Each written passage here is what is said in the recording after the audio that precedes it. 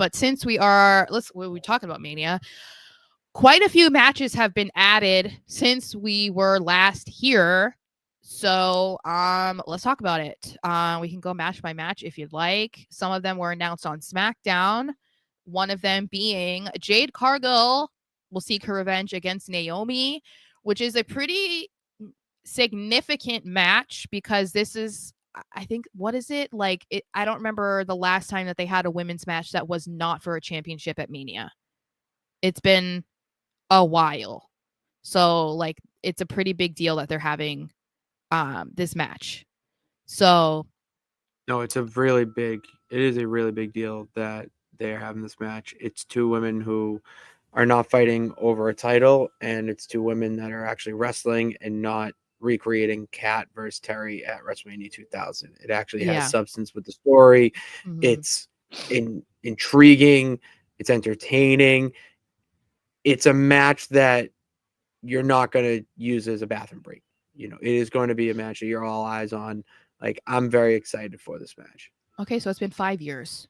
Still, that's pretty still good. A long time. That's still, and two black women too. And Jade's singles debut at Mania.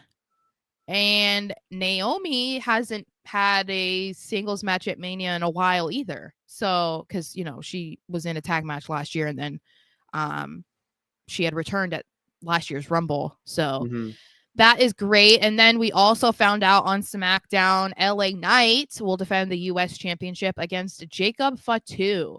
How do you feel about this? Because I'm torn on how I feel. See, okay. But maybe not for the reasons you think. I don't know. This is a Mania match, whether you like people like it or not. This is the title defense that LA Knight deserves. I don't know if he's going to win. I don't know if they're going to put the strap on him. But it is going to be a very good match, and there's some build-up that's been great, to me. So, and I'm a big fan of just having LA Knight on the card anyways. Him and Jacob Fatu are going to make magic in the ring. So, well, and that's my issue is, like, we didn't love when they took the title off of LA Knight and gave it to Shinsuke Nakamura. It felt very random. It felt very pointless. And then they did nothing with Nakamura and then eventually just let LA Knight get the title back. So it just all felt like they did it for the sake of doing it. I do not have an issue whatsoever with him facing Jacob Fatu, especially since apparently they dropped the ball with having him go against Solo Sikoa. My only issue is I don't want LA Knight to necessarily lose, like not that long after he just got the title back, because then it's like, what does LA Knight do after that? I guess the only way it would work is if, I don't know, Cena wins the title against Cody, and then that's like, okay, LA Knight can go after Cena for the title or something, so it looks like he actually has something to do. But it's hard for me to imagine that they're going to put Jacob Fatu in a title match in a debut WrestleMania and not have him win. I don't know. I could see LA Knight retaining and Solo costing him the match to set them up down the line. That works. Yeah.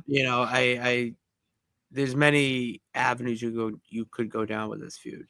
I think regardless, it's like, if the title is going to be taken off of LA Knight, I really hope they move him to Raw, because it feels like he's so stagnant on SmackDown, because the WWE Championship has been so stuck on, like, the same people for the past 5 years, and he's not getting any closer to being on that level because of that, because they're like, we're not even going to throw him at it. He had a match against Roman Reigns, but we knew he wasn't going to win.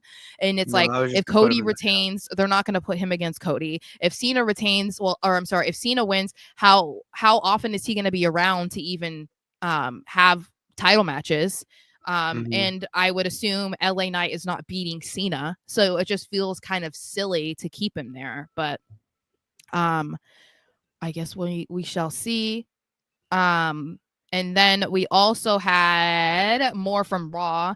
We got confirmation of the fatal four-way for the Intercontinental Championship between Braun Breaker, Finn Balor, Daddy Dom, and Penta. And my oh my, am I wanting a Daddy Dom title reign so bad? I want to see. Here's the thing. There are two people I want to win.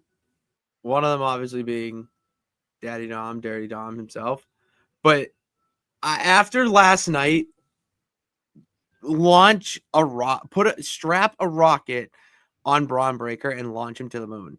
That man is a future Yeah. multi-time world champion. Yeah. That spear was incredible.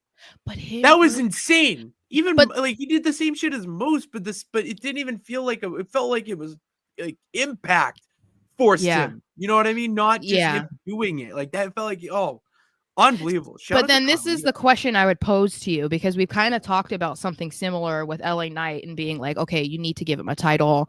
They gave him the US title, but then he felt bigger than the US title. Do you see Braun Breaker that way too with the IC title? Like maybe they need to strap the rocket to him, but meaning like push him to the main event scene. And so like have him drop the title at Mania and then just like, if assuming Jay wins, have him go against Jay. I like that. I do like that. I'm all right with Braun winning because he would have another lengthy, strong title reign with the IC belt. Mm-hmm. However, if he does lose and it's Dom winning the match because of nonsense, and instead of Braun getting a rematch, or he does get a rematch and shenanigans happens and he loses or whatever, after that you just put him in the world title picture, and you forget all this happened. And now your focus is now on, what's Dom's reign? Not, Braun should be IC champ. It's, Braun's in the world title picture right now. All right, let me imagine and picture Braun as world champion, and that is what will have people talking. Well, and I think when I talk about Jey Uso winning, I always pose the question to people who say he needs to win. What does Jey do after Mania? And for the most part, no one can give me an answer because there's like no clear plan. I would argue you could almost say the same thing with Braun Breaker because of how poorly they have handled his Intercontinental title reign since he got it back from Jey Uso. It looks like the best story out of these four participants is the Judgment Day. It looks like they want to go with like, what if Dom screws Finn, wins the title, and then they kick Finn out? Like babyface Finn, I feel like needs to come back. So that's an easy way for them to do that. We love Penta, but it's his first Mania. He does not need to win. So it's like he's there and he's going to put on a great show, and I'm so excited for him because like him and his brother seem like the sweetest people ever, and so I'm so excited that they get to be like living their dream, and that is what is important for him in his first Mania. But I think that it has to be Dom. It has to be Dom this year, and then we can move Braun. I think this is interesting because Final Boss says even if Gunther wins, Braun can face him. I like that more. That's where my mind goes, is that Braun should be facing guys like Gunther, Jey But Uso. that's the problem, is if we're going to move him to the world heavyweight title scene and assuming Jay wins, does Braun go after Jay? Because he's kind of a tweener. But I feel like... Nah, but he's in the Wrestleverse, he's a heel. And the problem I have with this, though, of him going after Jay is that I don't know that solidifies Braun as a main eventer. You know what I mean? Like, I feel like going against Gunther is like you're gaining that credibility, and I think that's part of also the problem of making Jay the world heavyweight champion, because I don't feel like he's like a credible champion. So if we're trying to build up the next batch of stars like Braun Breaker to be main eventers going up against Jey Uso, I don't really know that that's doing anything. But that's just me. And then we have two more matches, which we already talked about, the women's triple threat. Io Sky versus Rhea Ripley That versus was like officially. That was Adam Pearce officially added. We knew that was going to yeah. happen before. So, and then the other one is AJ Styles versus Logan Paul. I don't have a whole lot to say about that. That's That's totally a just match that's like, it's gonna be a sleeper. I'm telling you right now, that is going to be a sleeper match on the card. oh That's no, going to it'll cook be good. so hard.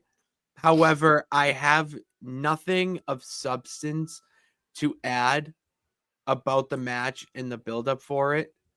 Not that it's negative, but that it is what it is. You know, there doesn't really need to be a whole lot of substance between these two, other than Logan Paul is the new guy who is picking up the sport a lot quicker than any other celebrity that's got in between the ropes. Now you put him against a living legend in the business in AJ Styles, who wants to see what Logan's got.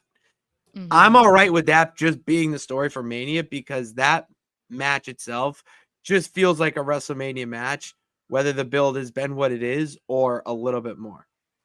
Yeah, I'm like, it's gonna be a good match. I don't care I about know it. it's You for your know. read, but I mean, Logan hitting AJ with that buckshot lariat, or him trying to, and AJ turns it into either a Styles Clash or a phenomenal forearm. Mhm. Oh, it's gonna be awesome. Dylan says, "Yeah versus Yeet." I'm yeah. Okay. Yeah. Yeah, Yeah. Um Richard thinks Gunther's definitely losing. I feel that way, but I know that when I'm watching it, I'm still gonna like get upset and have this little pit in my stomach being like, "There's a chance he's gonna win." You know, that's just how it is. that's hope, Sarah. That's the voice of hope inside of you. Uh, Stop yeah. crushing it. Um, and yes, I know that that match was announced last week, but we didn't get to talk about it. That's why I just wanted to mention it.